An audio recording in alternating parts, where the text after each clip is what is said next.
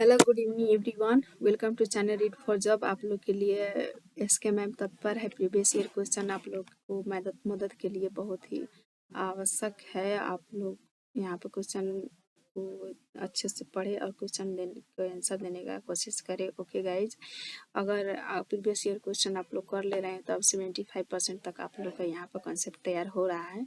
Okay, यहाँ पर सभी क्वेश्चन को अच्छे से देखें। निम्नलिखित में से कौन सा पूर्व क्रियात्मक अवस्था काल के बच्चों को विशेषित करता है?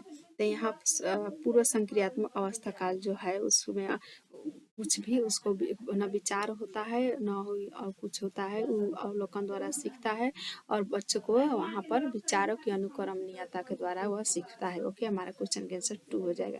हम देखेंगे बच्चों और उनके अधिगम के संदर्भ में निम्नलिखित कथनों में से कौन सा सही है? तो बच्चों को अधिगम के संदर्भ में यहाँ पर हमारा नेगेटिव हो जाएगा, क्योंकि यहाँ पर सामाजिक आर्थिक पृष्ठभूमि के द्वारा नहीं बताना है। यहाँ पर द्वंद पुरस्कार हमेशा नहीं देना है।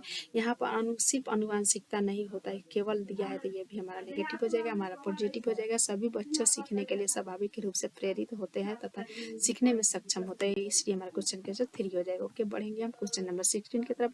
प्रगतिशील शिक्षा में बच्चों को किस तरह से देखा जाता है? प्रगतिशील शिक्षा उसे कहा जाता है जो बच्चे हमेशा सक्रिय अन्वेषण के रूप में हो, एक्टिविटी करे, एक्टिविटी एक्सप्लोर हमेशा करते रहे और उसी तरह से सीख ले। ओके, हमारे क्वेश्चन के आंसर फर्स्ट ही हो जाएगा। सक्रिय अन्वेषण के रूप में हम देखेंगे, ना कि करे कागज खाली स्लेट, उसे हम नहीं मानेंगे, क्योंकि बच्चे के अंदर एक स्कीमा होता है, पहले से उसमें गुण विराजमान होता है और टीचर जो क्या करता है उभारने का कार्य करता है, सहयोग करता होता है। ओके, हम बढ़ेंगे क्वेश्चन नंबर 70।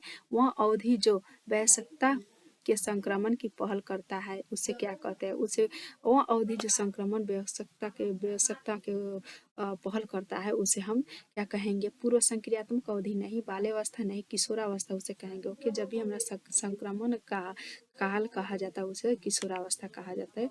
ओके, हम बढ़ेंगे क्वेश्चन नंबर हमारा 3 हो जाएगा।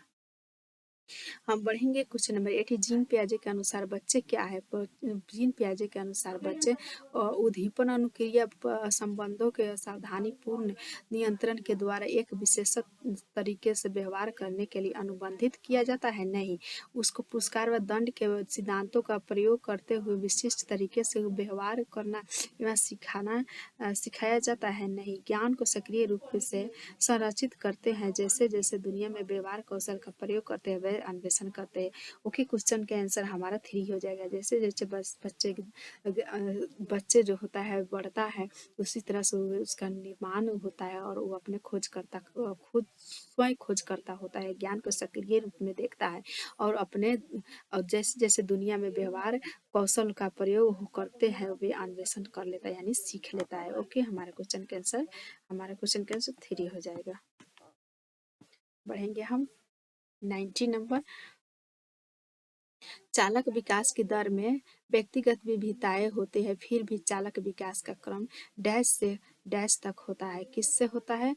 तो चालक विकास की दर जो होता है हमारा क्या होता है? तो अधोगामी होता है। जैसे कि मोटर स्किल्स, फाइनर स्किल, यहाँ पर मोटर स्किल जो होता है हमारा, जो यहाँ पर अंगूठा होता है, हम बीच से हम बाहर की ओर जाएंगे, जैसे कि बॉल लेंगे और बॉल को उछालेंगे फिर पकड़ेंगे खेलेंगे, उसे हम क्या कहेंगे? अंगुलियों से जो हम उठा लेंगे, उठा करके हम रखेंगे उसे अधोगामी शीर्षगामी कहेंगे। प्रॉक्सिमल डिसमल्स सेफोकॉल्डर भी कहते हैं उसे। पहले हम अधोगामी उसके बाद शीर्षगामी कहते हैं। ओके, जैसे कि कोई बच्चा जो हाई सीटेट की तैयारी कर रहा है उसको 70% तक उसको खुद से कर रहा है और टीचर के सहयोग से वो 100+ कर ले रहा है, उसी को अधोगामी शीर्षगामी कहा जाता है। ओके, हमारा क्वेश्चन का आंसर 4 हो जाएगा। बढ़ेंगे 20 नंबर।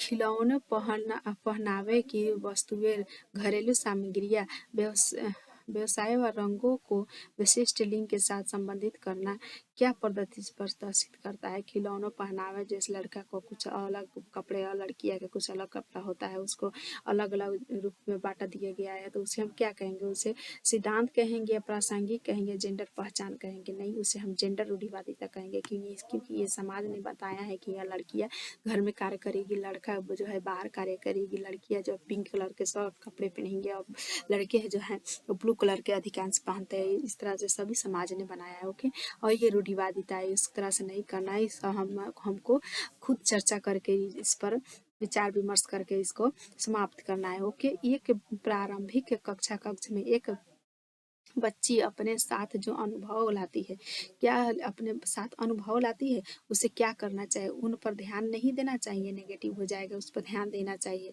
उन्हें स्वीकार करना चाहिए, उन्हें शामिल कर उनका संचय करना चाहिए, या उन्हें अस्वीकार करना चाहिए, वो अपेक्षा करनी चाहिए, उन्हें स्वीकार भी करनी चाहिए और शामिल उसको उसकी भाषा को शामिल करके उसे उसका महत्व भी देना चाहिए। ओके, बढ़ेंगे 22 की तरफ। एक बच्चा तर्क प्रस्तुत करता है कि हिंज को दवा की चोरी नहीं करनी चाहिए। वह दवाई जो जिसकी पत्नी की जान बचाने के लिए जरूरी है, क्योंकि यदि वह ऐसा करता है तो उससे कपड़ा पकड़ जाएगा और जेल भेज दिया जाएगा। कोहल वर्ग के अनुसार यहाँ बच्चे नैतिक समझ की किस अवस्था के अंतर्गत आता है?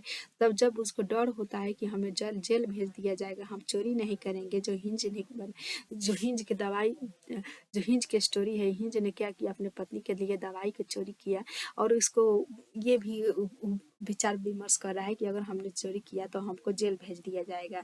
तो वो किसके डर से वो कर रहा है, उस किसके डर से? कैसा नैतिकता समझ है? यहाँ हमारा दंड व आज्ञा पालन का भी विन्यास है। ओके, हमारा कोहल वर्ग ने 3 लेवल और 6 स्टेज बताया है, जो उनमें से एक यहाँ पर उपस्थित है। ओके, और देखेंगे जैसे क्वेश्चन पूछेगा उसी के अनुसार हमको आंसर देना होता है। वो इस तरह से हम क्वेश्चन नंबर 23 की तरफ बढ़ेंगे। मौखिक संवाद जो बच्चे अपने आप से करते हैं, उन्हें ले वाइगोत्स्की किस क्या नाम दिया गया है? जो मौखिक संवाद, जैसे कि हम एक बच्ची है और ये बच्चा है और वो क्या कर रहा है कि ये कपड़े को तह करते हुए कह रही है कि ये नीला कपड़ा नीचे रखेंगे, पीला कपड़ा ऊपर रखेंगे, अपने आप में वार्ता कर रही है।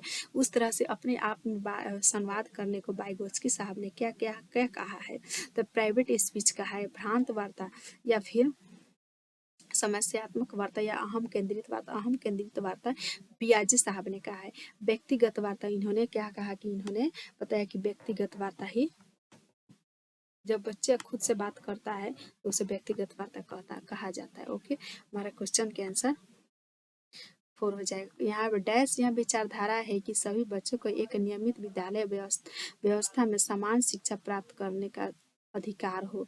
तो यहाँ पर क्या कहा जाए? सभी को एक साथ शिक्षा दिया जाए और सभी का अधिकार है कि सभी एक साथ यहाँ पर शिक्षा ले, उसे समावेशी शिक्षा के नाम से जाना जाता है। ओके, यहाँ पर पढ़ेंगे क्वेश्चन नंबर 25। एक शिक्षक को चाहिए कि क्या कर रहे हैं कि शिक्षक को कैसा विद्यार्थी के साथ बर्ताव करना चाहिए, विद्यार्थी के बीच संस्कृति विभिन्नताओं तथा विविधता की अनदेखी करे नहीं, वह यह असंप्रेषित करे कि वह कक्ष में सभी संस्कृतियों का सम्मान करती है एवं महत्व देती है, वह या फिर वह विद्यार्थियों के बीच तुलना को अधिकतम करे, या वह विशेष संस्कृति समुदाय के बच्चे को बढ़ावा दे। तो यहाँ पर देखेंगे कि हमारे क्वेश्चन के आंसर 2 सही हो जाएगा। यह संप्रेषित करे कि वह कक्ष में सभी संस्कृतियों को सम्मान करती है एवं महत्व देना चाहिए। उनको टीचर जब कहीं कभी बच्चा है, किसी वर्ग का बच्चा है, उसे सभी को महत्व देना है, सम्मान देना है। ओके, हमारे क्वेश्चन के आंसर 2 हो जाएगा। हम बढ़ेंगे क्वेश्चन नंबर 26 की तरफ। निम्नलिखित संरचनाओं में से शिक्षा का अधिकार अधिनियम 2009 किसकी वकालत करता है? तो 2009 यहाँ पर समावेशी शिक्षा का वकालत करता है। ओके, हम बढ़ेंगे क्वेश्चन नंबर 27 की तरफ।